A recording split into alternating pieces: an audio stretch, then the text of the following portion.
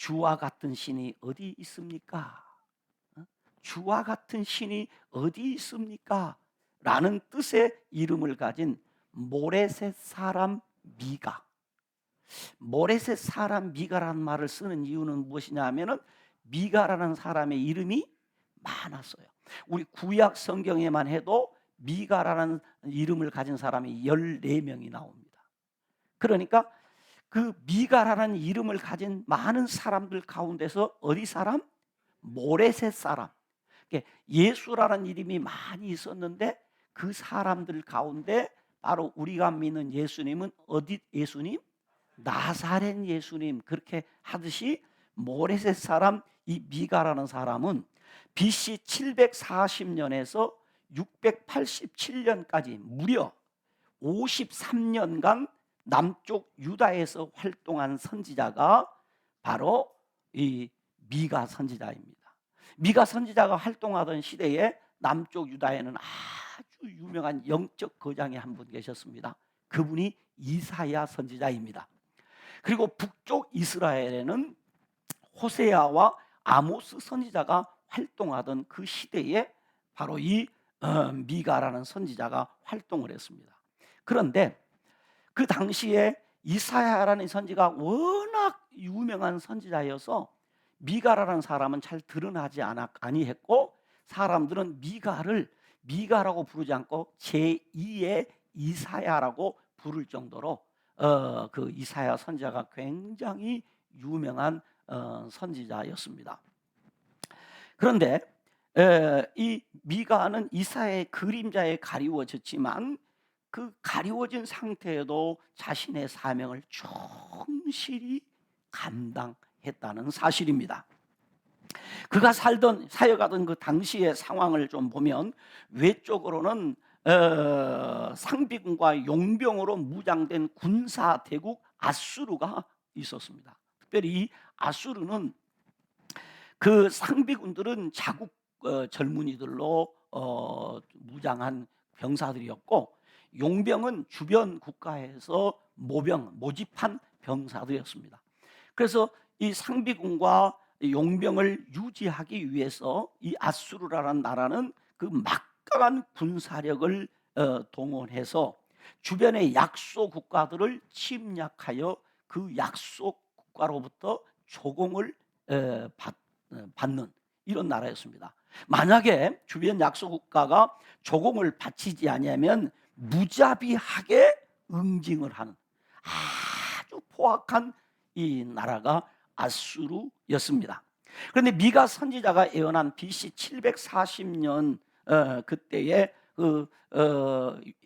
사마리아와 예루살렘에 하나님의 심판이 있음을 경고했습니다. 왜냐하면 우상을 숭배하고 배교한 것에 대하여 반드시 하나님이 그 백성들을 심판하신다. 여러분 기억하셔야 됩니다.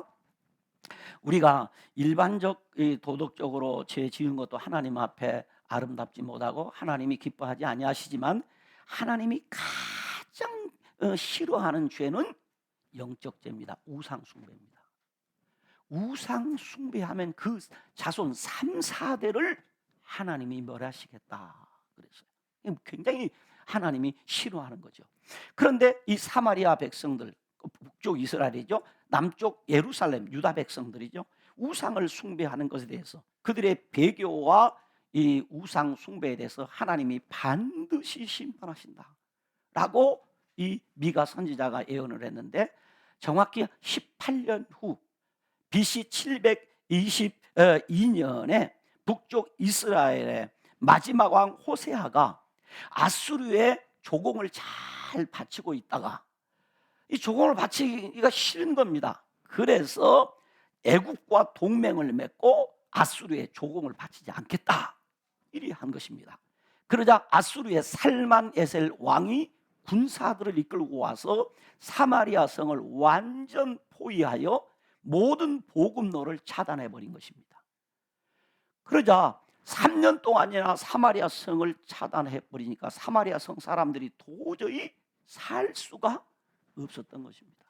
이래서 결국 3년 만에 이 호세아 왕은 이 아수르의 살만에셀 왕에 항복하여 북쪽 이스라엘이 완전히 멸망해 버렸습니다. 그래서 그때 북쪽 이스라엘은 없어진 것입니다. 이런 상황 가운데서 이 아수르의 살마네세 왕은 남쪽 유다도 이제 점령하려고 남쪽 유다를 공격합니다. 그러자 당시 왕이었던 히스기야 왕이 은금을 모아서 이 조공을 바칩니다. 그러나 계속해서 조공을 다 바치다 보면 나라가 살 수가 없게 되니까 히스기야 왕이 조공 바치는 것을 거절합니다. 그러자 아수르의 이 랍사게라고 하는 이 군대 장관이 이 히스기야 왕에게 협박 편지를 써서 보냅니다. 빨리 조공을 바치라 겁니다. 너희들이 믿는 하나님을 너희를 지켜주지 못한다. 너희가 섬기는 그 여호와 하나님이 아수르의 강대국을 이길 수 없다. 그래서 협박 편지를 써가지고 이 봉하지 않고 이 왕에게 전달합니다. 그러자 히스기야 왕은 그 랍사게가 보낸 그 협박 편지를 가지고 이사야 선지자에게 갑니다. 그리고 이사야 선지자와 함께 하나님 앞에 그 편지를 펼쳐놓고 기도합니다. 하나님이여 보시옵소서. 지금 이렇게 우리를 겁박하고 협박합니다. 하고 하나님 앞에 이 히스기야 왕과 이사야 선지자가 하나님 앞에 간절히 기도했어요. 그러자 하나님이 이 히스기야 왕의 기도를 들으시고 어떻게 합니까? 천사를 보내줍니다. 그래서 그 밤에 아수르의 18만 5천 대군을 한 번에 다 죽여버립니다. 그러자 아수르의 군대가 놀래버립니다. 왜? 전쟁도 안 했는데 병사들이 다 스스로 찌르고 찔러서 내분이 일어나서 다 죽게 됩니다. 그래서 남쪽 유다를 하나님이 지켜주시고 보호해 주셨어요. 위기를 넘길 수 있었단 말이에요. 그래서 결국 북쪽 이스라엘을 점령한 아수르 대군이 그 군사 강국인 아수르가 남쪽 유다를 멸망시키지 못했어요. 왜? 군사력이 강해서? 어떻게? 그 조그만한 오히려 북쪽 이스라엘이 훨씬 군사력도 뛰어나고 영토도 넓고 사람도 많았는데 아수르의 살마네세 왕에게 멸망했는데 남쪽 유다는 멸망하지 않았느냐? 하나님이 지켜주셨다. 하나님이 보호해 주셨다. 여러분 그렇습니다. 그러므로 저와 여러분도 하나님의 보호를 받아야 돼요. 하나님의 도움을 받아야 돼요. 하나님이 지켜주셔야 된다. 하나님이 도와주셔야 된다. 그렇습니다. 그런데 자 그러면 남쪽 유다의 백성들이 야 하나님이 우리를 지켜주셔서 우리가 망하지 않았다. 그러니까 우리가 하나님을 더 잘 섬겨야 되겠다. 이렇게 해야 되지 않습니까? 그런데 이 유다 백성들이 어떻게 되냐? 이렇게 아수르의 위협 가운데서도 하나님이 지켜주시고 보호해 주셨지만은 그들은 오히려 하나님 앞에 도덕적으로 신앙적으로 영적으로 타락했어요. 나라의 지도자들은 가난한 백성들의 재산을 착취했습니다. 그래서 백성들은 상호 불신이 크게 따라서 집안의 가족들도 서로 믿을 수 없는 그런 처지가 되었습니다. 뿐만 아니라 영적 지도자들이 부패하여 백성들이 무엇인가 입에 먹을 것을 주면 축복의 메시지를 전하고 그리하지 아니하면 저주의 메시지를 선포하는 이런 거짓 선지자들이 이 유다 안에 많이 있었다 이 말입니다. 이런 시대적 상황에 미가 선지자는 자신이 기도하고 또 연구하고 묵상해서 받은 메시지가 아니라 그때 하나님께서 바로 이 미가 선지자에게 주신 신탁 메시지, 하나님이 그에게 맡긴 신탁 설교 3편을 하게 됩니다. 그 신탁 설교 3편이 저와 여러분이 지금 읽고 있는 미가서의 내용입니다. 그러니까 미가서는 하나님께서 미가 선지자에게 맡기신 신탁 설교 3편이다 이 말입니다. 그런데 그래서 이 신탁 설교라는 증거가 뭐냐면 오늘 본문 1절에 보면 모레셋 사람 미가에게 임한 무엇이다? 여호와의 말씀이라 그랬어요. 따라 여호와의 말씀. 여호와의 말씀. 그래서 이 미가 선지자는 6장 1절에 보면 그럽니다. 너희는 여호와의 말씀을 들을지어다. 미가가 말하되 내 메시지를 들어라, 이게 아니라 여호와의 말씀을 들어라. 그렇습니다. 그래서 오늘 저 같은 목사들도요, 이 설교자들이 뭐가 있어요? 하나님으로부터 받은 메시지가 있어야 돼요. 책상에 앉아갖고 부지런히 책을 연구해갖고 설교를 하는 것이 아니고, 물론 연구해야 됩니다. 그러나 중요한 것은 하나님이 이 목회자의 입술에 말씀을 담아주셔야 되고, 목사의 지성에 감성에 하나님이 말씀을 주셔야 됩니다. 그래서 그것을 얻기 위해서 하나님 앞에 기도하고, 그것을 얻기 위해서 하나님의 말씀을 붙들고 몸부림을 치는 겁니다. 너희는 여호와의 말씀을 들을지어다. 왜냐하면 이 말씀을 들어야 우리가 은혜를 받고, 이 말씀을 들어야 복을 받습니다. 그래서 사도 요한은 말씀합니다. 여호와의 말씀을 듣는 자와 읽는 자와 그 가운데 기록하여 지키는 자들이 뭐가 있다? 복이 있다. 여러분, 복 받으셔야 합니다. 여러분, 복 받으셔야 합니다. 그러면 어떻게 하느냐? 하나님의 말씀을 뭐 해야 된다? 들어야 한다. 하나님의 말씀을 읽어야 한다. 하나님의 말씀을 지켜 살아야 합니다. 반드시 하나님의 말씀을 듣고 그 말씀을 읽고 그 말씀을 지켜 사는 자에게 성경에 기록한 대로 하나님이 복 주십니다. 여러분에게 그런 복과 은혜가 있기를 주님의 이름으로 축원합니다. 그런데 이 미가서를 여러분이 읽어보면, 그래 들을지어다 라는 말이 3번이 나와요. 바로 첫 번째 설교를 시작하는 첫 번째 설교인 2장의 설교를 시작할 때 1장 2절에 백성들아 너희는 다 뭐 할지어다? 들을지어다. 두 번째 설교인 3장에서 5장까지를 시작하는 3장 1절에도 보면은 청컨대 들을지어다 라고 해놨어요. 그리고 세 번째 설교인 6장에서 7장은 시작하는 6장 1절에서도 너희는 여호와의 말씀을 들을지어다 라고 말해요. 여기도 마찬가지 들을지어다가 먼저 나왔어요. 들을지어다 여호와의 말씀을. 그래서 여러분 성경을 읽을 때 중요한 단어 중에 하나가 들을지어다입니다. 여러분이 잘 아는 신명기에도 오면은 들을지어다 라는 말. 그래서 유명한 히브리 단어 하나 여러분이 아시나요? 쇠마. 똑같은 단어입니다. 쇠마 이스라엘. 쇠마 이스라엘. 말은 들어라 이스라엘 백성들아. 들어라 알곡 성도들아. 왜? 이 말씀을 듣는 자에게 하나님의 축복이 있기 때문에 그렇다 이 말입니다.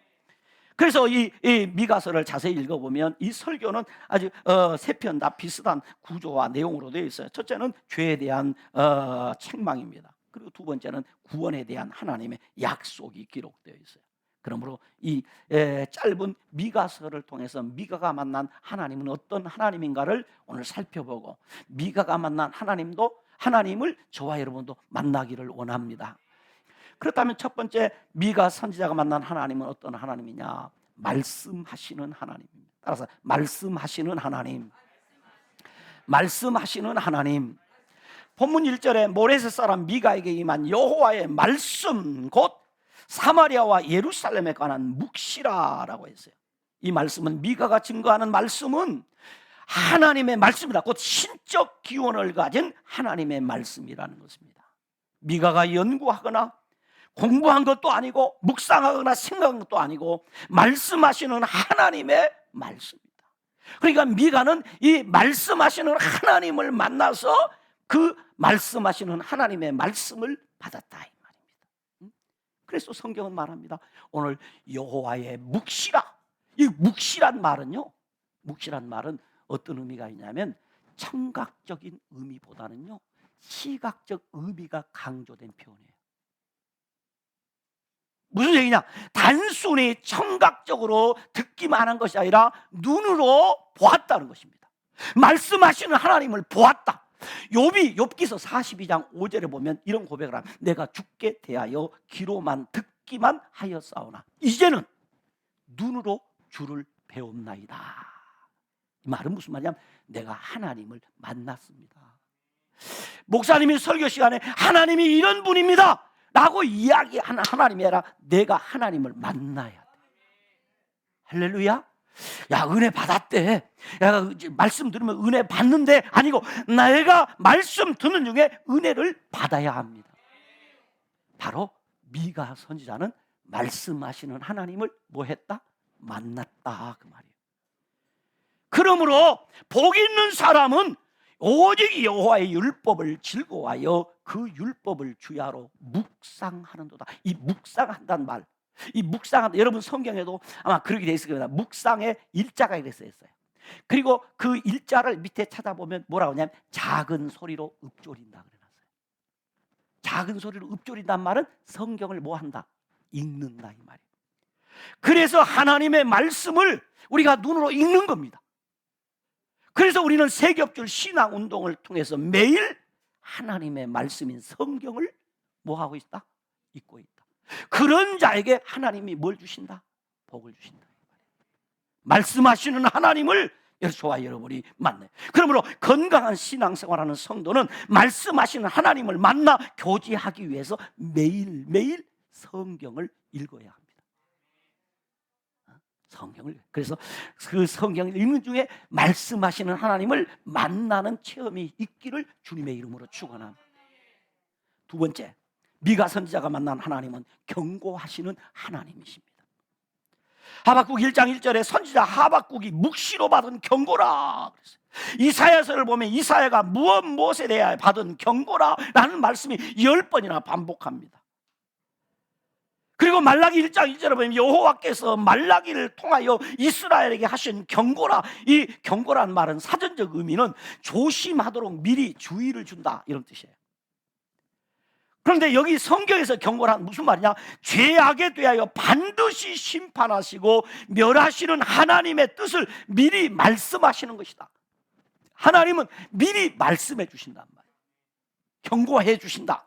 그 하나님을 오늘 미가 선지자가 만났다 이 말입니다. 그러니까 어떤 민족이나 개인이 죄를 범했을 때 하나님은 바로 벌하거나 심판하지 아니하시고 경고를 주신단 말이에요. 왜? 그가 돌이켜 회개하도록, 망하지 않도록, 멸망하지 않도록 하나님이 새로운 기회를 주시는 또 다른 하나님의 사랑의 방법입니다. 깨닫게 해주셔요. 깨닫게.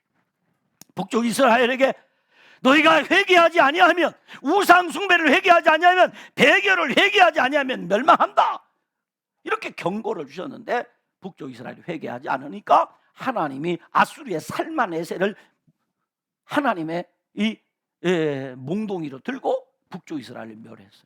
이거 봤지? 예루살렘 유다 백성들 너희도 마찬가지다. 회개하지 않으면 멸망한다 하고 미가 선지자를 통해서 하나님께서 남쪽 유다 예루살렘에 경고를 하신다. 아, 하나님은 바로 죄 짓자마자 우리를 심판하시는 하나님이 아니고 반드시 깨닫고 돌이킬 수 있도록 경고해 주신다. 이것은 또 다른 하나님의 사랑 표현이다. 하나님은 나를 깨우치신단 말이에요. 왜? 하나님은 우리를 멸하시기를 기뻐하시는 분이 아니에요. 하나님 우리가 잘되기를 기뻐하시는 분이에요. 그래서 예레미야 선지자를 통해서 예레미야 29장 11절에 분명히 말씀했잖아요. 우리 하나님은 어떤 하나님이냐 이거죠. 경고하시는 하나님이시다. 그러므로 경고하시는 하나님의 말씀대로 우리가 돌이켜 회개하여 예수를 믿어야 합니다. 그러면 하나님, 우리가 비록 죄를 범했다 할지라도, 악을 행했다 할지라도 하나님은 우리를 돌이켜 주시고 사랑해 주시고 은혜를 주십니다. 세 번째입니다. 미가 선지자가 만난 하나님은 어떤 하나님이냐? 구원의 하나님이다. 6장 8절에 보면 사람아 주께서 선한 것에 것이 무엇임을 내게 보이셨나니 여호와께서 내게 구하시는 것은 오직 정의를 행하며 인자를 사랑하며 겸손하게 내 하나님과 함께 행하는 것이 아니냐라고 했습니다. 하나님이 요구하는 것 세 가지: 정의, 인자를 사랑하는 것, 겸손히 하나님과 동행하는 것. 그러므로 우리는 어떻게 살아야 되느냐? 의롭게 살아라 이겁니다. 어떻게 살아야 되느냐? 사람을 사랑하고 불쌍히 여기며 살아라.